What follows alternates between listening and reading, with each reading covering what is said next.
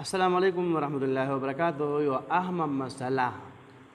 او دا مسله انتهایی لازما او وګورئ او مخکې ملګرو لپاره ضرور ورسوئ ځکه چې زموږ دا پیج ډېر په جوړ شوی دی چې موږ او تاسو په دې کې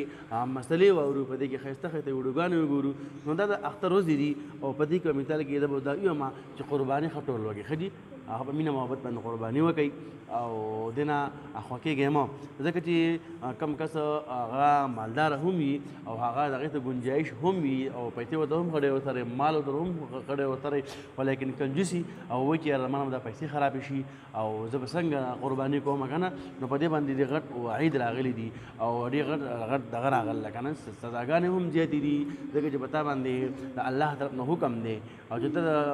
الله حکم نه مانې که نه جي دا خو هم په ښه کار نه کوې که نه جي، ځکه چې الله وایي ته له ما مال درکړی دی نو په دې مال کې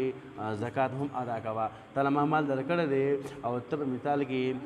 خپل رب ته رسې، ته له ما دومره مال درکړی دی ته پکې حج په تا باندې بیا حج هم فرض دی او په تا باندې د دې طرف قرباني هم فرض دی. ښه جي، نو حدیث مبارکه واورئ او دا حدیث مبارکه مخکې ملګرو ته پر هم ضرور ورسوئ چې هغه کیدای شي د